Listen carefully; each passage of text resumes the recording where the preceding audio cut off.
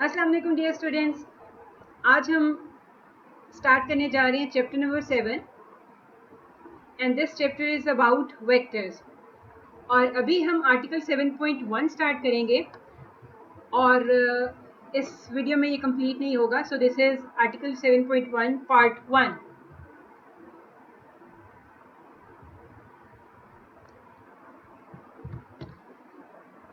So this article is about introduction.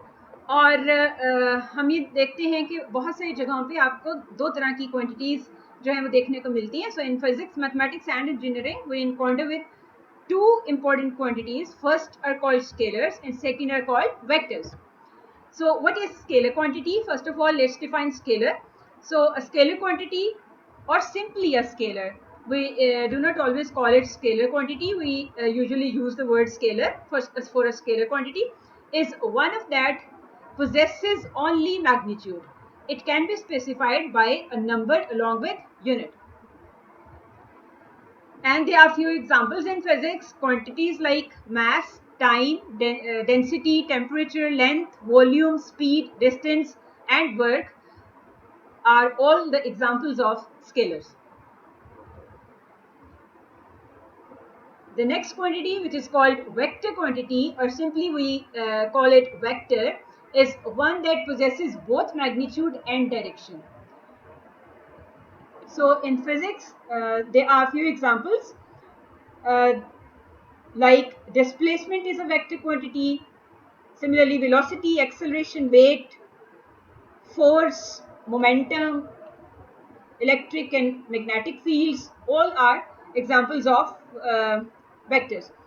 तो अभी तक हमने जो बात की उसमें हमें क्या समझ आया कि स्केलर जो है उसमें हमें सिर्फ एक मैग्नीट्यूड की ज़रूरत है।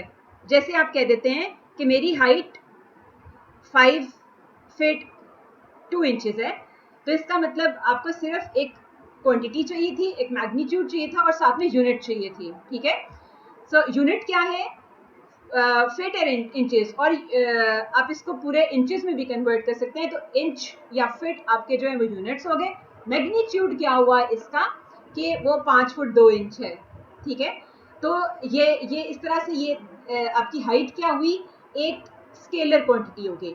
सिमिलरली अगर आपके पास कोई भी वायर है जिसकी लेंथ 5 मीटर है, तो इसका मतलब इसमें लेंथ जो है वो 5 इज मैग्नीट्यूड और मीटर इसमें यूनिट आ गया, तो 5 मीटर लेंथ है। So length is also a scalar quantity. तो इसमें हम क्या बता रहे हैं कि सिर्फ एक मैग्नीट्यूड दे रहे हैं, एक वैल्यू दे रहे हैं, एक नंबर दे रहे हैं और इस नंबर के साथ एक यूनिट बता रहे हैं कि वो क्या चीज़ रिप्रेजेंट कर रही है। अब जब हम वेक्टर क्वांटिटीज की बात करते हैं तो वेक्टर क्वांटिटीज हमें मैग्नीट्यूड के साथ साथ डायरेक्शन भी बतानी होती है। अब जैसे फिर से स्केलर पे जाएं, तो जैसे आपने डिस्टेंस ट्रेवल किया है एक पॉइंट से लेकर दूसरे पॉइंट तक, if this is point A, यहाँ से आप ट्रेवल करते हैं और इधर की पॉइंट बी तक जाते हैं और आपने यहाँ 4 किलोमीटर डिस्टेंस ट्रेवल किया। अब अगर हम डिस्टेंस की बात कर रहे हैं, ए बी के बीच में डिस्टेंस आपने ट्रेवल किया, अब आप किसी भी डायरेक्शन में ट्रेवल कर रहे हैं, चाहे आप ए से बी तक जा रहे हैं या बी से ए तक जा रहे हैं, तो ये 4 किलोमीटर डिस्टेंस है। जब तक हम इसको डिस्टेंस कह रहे हैं तो ये क्या है? ये एक स्केलर क्वांटिटी है। लेकिन जब आप ये कहेंगे कि आपने 4 किलोमीटर डिस्टेंस ट्रेवल किया in the direction of east, ठीक है, ईस्ट डायरेक्शन है और आपने 4 किलोमीटर डिस्टेंस ट्रेवल किया, तो अब ये एक वेक्टर क्वांटिटी बन गई। अब इसमें एक मैग्नीट्यूड भी है और इसमें डायरेक्शन भी है। So now this is called a vector quantity. So here is an example of scalar. जैसे अभी मैंने आपको बताया कि distance is a measure between 2 points because distance has no direction, you add up all the segments travelled. अब आप किसी भी डायरेक्शन में ट्रेवल कर रहे हैं, हम यहाँ से, ये स्टार्टिंग पॉइंट है, हम 0 से स्टार्ट हुए और हमने पहले क्या किया कि इस डायरेक्शन में हमने 6 मीटर्स ट्रेवल किया, उसके बाद हमने टर्न लिया और हमने मजीद वापस जो है इस पॉइंट तक गए, इसका मतलब हमने 4 मीटर और ट्रेवल कर दिया। सो इन टोटल आपने डिस्टेंस कितना ट्रेवल किया? वो आपका 10 मीटर्स है। अब इसके पैरेलल एक और कॉन्सेप्ट है, दिस इज कॉल्ड डिस्प्लेसमेंट, और ये वेक्टर क्वांटिटी है कि आप पॉइंट ऑफ ओरिजिन से कितना डिस्प्लेस हुए, ठीक है। अब अपेरेंटली आपको ये लग रहा है कि एक्चुअल तो वो डिस्टेंस ट्रेवल ही था, लेकिन अभी हम आपको अगली जो दिखाएंगे एग्जाम्पल, उसमें आपको पता चलेगा कि ये सिर्फ डिस्टेंस नहीं है। अब हमने यहाँ ये स्टार्टिंग पॉइंट है, so displacement is a vector and this is a measure of where you are from the origin, so how far in what direction from the origin or starting point, ठीक है। तो ये यहाँ से हमने start किया, हम इस डायरेक्शन में जा रहे हैं, तो डिस्प्लेसमेंट हमें ये बताना होगा कि ओरिजिन से हम किसी पर्टिकुलर डायरेक्शन में कितने दूर हैं। सो अगर हमने एक डायरेक्शन में 6 मीटर डिस्टेंस ट्रेवल किया है, तो डिस्प्लेसमेंट हम इस ओरिजिन से कितने दूर हैं, 6 meters, तो displacement in this case is 6 meters। अब एक अगला केस लेते हैं, when there is a turn. तो अब देखिए हमारा स्टार्टिंग पॉइंट ये है, हमने पहले एक डायरेक्शन में ट्रेवल किया, कितना 6 मीटर्स, हमने वहां से टर्न लिया और हम यहाँ पर आ गए। अब हम ओरिजिन से जब हमारी मूवमेंट एंड हुई, तो हम ओरिजिन से कितना दूर थे, 2 meters। So displacement in this case is 2 meters, total displacement is 2 meters। तो जितना आप ओरिजिन से दूर हैं, दैट इज कॉल्ड डिस्प्लेसमेंट। सो ये जो क्वांटिटी है, displacement is called a vector quantity and distance is called a scalar quantity. And these animations are taken from this website, and I also had permission, so I'm thankful to them, they allowed me to share. Okay, अब next article में हम ये देखते हैं, article के सब part में, कि geometric interpretation of a vector क्या है। So geometrically a vector is represented by a directed line segment A B. So if we have a line segment, अभी मैंने ड्रॉ किया था, if we have a line segment, तो ये आपका एक सिंपल लाइन सेगमेंट है, लेकिन अगर हम इसमें इनिशियल पॉइंट और टर्मिनल पॉइंट डिफाइन कर देते हैं कि इसका एक इनिशियल पॉइंट है, एक टर्मिनल पॉइंट है। So this is the line segment with A, its initial point, and B, its terminal point. Then this line segment is called a vector. So it is often found convenient to denote a vector by an arrow and is written as this notation AB. Now this actually determines this its initial point. Direction of arrow determines the direction. Its initial point is A and its terminal point is B. और sometimes हम इसे bold letter के साथ भी denote करते हैं। सो अगर हमारे पास कोई लेटर है जो वेक्टर है जिसको हम वी वेक्टर कह रहे हैं, तो हम इसको बोल्ड लेटर से भी आपकी बुक में लिखा हुआ नजर आएगा। So vectors are represented by bold letters as well, or in underlined form. So I can write V vector as a line beneath V. So if we underline this by this V, then this is also a notation for a vector. So there are different notations. पहली notation हमने क्या देखी कि हम ए B और arrow लगा दें कि इनिशियल और टर्मिनल पॉइंट हमें पता चल जाए। अगर कोई वेक्टर वी है तो उसको बोल्ड में समटाइम्स लिख देते हैं, तो वो भी एक नोटेशन है। या फिर अगर वेक्टर वी लिखना है तो आप वी लिखकर उसको अंडरलाइन कर दें, तो ये भी रिप्रेजेंट कर रहा है कि ये एक वेक्टर है। नाउ नेक्स्ट जो कॉन्सेप्ट है, अभी हमने कहा कि हमारे पास वेक्टर क्वांटिटी क्या है, जिसमें मैग्नीट्यूड भी होता है और डायरेक्शन भी होती है। डायरेक्शन तो डिटरमिन हो रही है किसी एरो से कि वो उसका इनिशियल पॉइंट क्या है, टर्मिनल पॉइंट क्या है। लेंथ कैसे फाइंड करते हैं, मैग्नीट्यूड और लेंथ और norm of a vector A B is its absolute value, और sometimes this can be written as the line segment A B, और समटाइम्स हम इसको सिर्फ ए बी भी लिख देते हैं क्योंकि ये सिर्फ लेंथ प्रोवाइड कर रही है। और एब्सोल्यूट वैल्यू के लिए हम ये वाली नोटेशन भी यूज करते हैं कि वेक्टर वी है हमारे पास, उसको हम इस तरह से ये भी मैग्नीट्यूड, अगर हमें मैग्नीट्यूड फाइंड आउट करने, आगे हम मेथड्स देखेंगे कैसे फाइंड आउट करना है, मैग्नीट्यूड फाइंड आउट करना है किसी वेक्टर का, या उसकी लेंथ या नॉर्म, हम कुछ भी इसको कह सकते हैं, वो फाइंड आउट करनी है, तो उसके लिए नोटेशन हम या तो ये यूज करें, या फिर सिंपली अगर ए बी वैक्टर हमारे पास है ये इस तरह से, तो हम सिर्फ ए बी लाइन सेगमेंट जब कह रहे हैं तो उसका मतलब भी ये है कि हम उसकी लेंथ रिप्रेजेंट करें।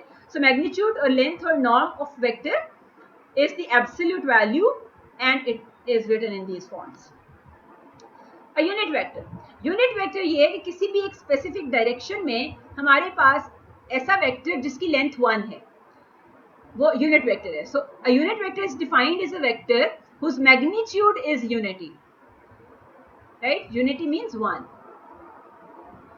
Unit vector of vector v is written as v hat. तो यूजुअली हम जो यूनिट वेक्टर्स हैं उनको रिप्रेजेंट करने के लिए जो वेक्टर v की नोटेशन है उसके ऊपर हैट डाल देते हैं. So this is read as v hat and this is defined by, अब कोई भी वेक्टर है हमारे पास, उस डायरेक्शन में अगर हमने यूनिट वेक्टर फाइंड करना है तो हमारा जो v hat होगा, ये v hat का मतलब ये है कि this is unit vector in the direction of v. और कोई वेक्टर v अगर हमें गिवन है तो उसके लिए हम क्या करेंगे, v वेक्टर को उसके मैग्नीट्यूड से अगर हम डिवाइड कर देंगे तो हमें जो रिजल्टिंग वेक्टर मिलेगा, ये बता रहा है डायरेक्शन ऑफ वेक्टर कि वो v वाली है, और जब आप डिवाइड कर देंगे उसके मैग्नीट्यूड से तो जो रिजल्टिंग वेक्टर होगा उसका मैग्नीट्यूड 1 हो जाएगा. तो ये हमारे पास यूनिट वेक्टर होगा in direction of given vector v. So this is how we can write v hat is equal to v over v magnitude. So this is the scalar that is 5 meters long. This is the vector 5 meters east, as I already told you. Now if we want a unit vector in this direction 5 meters east, so what we need to do, we have to divide it by its magnitude. That is, direction will be the east, but when we divide it by the magnitude which is 5 meters, then in result we have 1 meters east is the unit vector in the direction of this vector, right? Okay, geometric interpretation continues. So a vector is called zero or a null vector if terminal point of b of a vector ab coincides with its initial point a.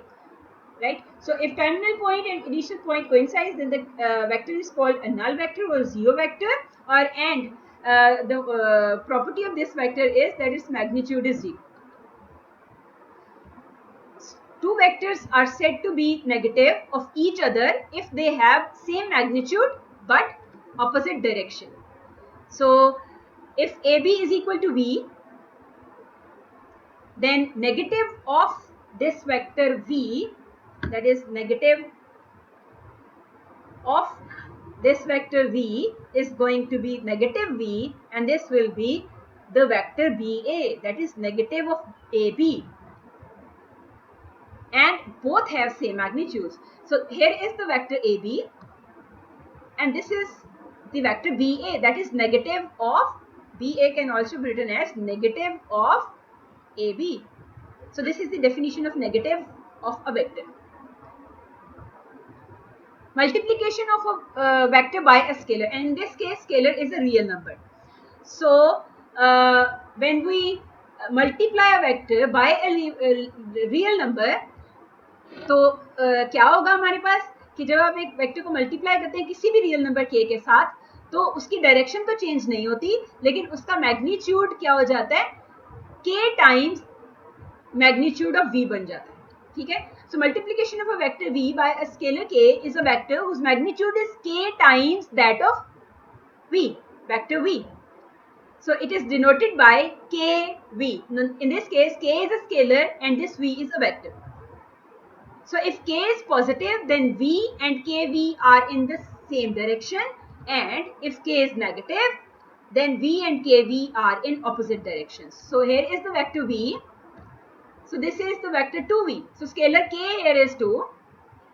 Now you can see that its length is double than the length of the v. Now this is the vector minus 2v. Difference क्या है 2v और minus 2v में?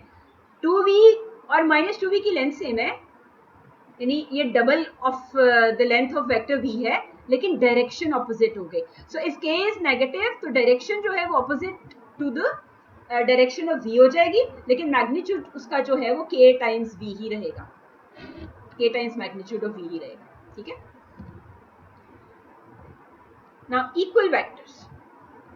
Now two vectors AB and CD are called equal vectors if they have same magnitude and same direction. that is AB vector is equal to CD vector. Now we have AB vector and we have another vector which is CD. So AB vector and CD vector has same directions and their magnitudes are same. So we can say that AB vector is equal to CD vector. Next, what are parallel vectors? Now two vectors are parallel if and only if they are non-zero scalar multiple of each other. So here is vector AB. This is the vector 2AB, 2 times AB. Now these are parallel vectors. This 2AB is the scalar multiple of AB. Right? Scalar here is 2. Similarly, minus 2AB is also a scalar multiple of AB, but this time this scalar is negative. So these are the parallel vectors. Now there is another vector. This is 3 by 2 times this vector AB. That is 1.5 AB. Right? Now since scalar is positive, so direction remains same. But all these vectors are parallel vectors, whether their direction is same as AB or opposite to AB. So that's all for today.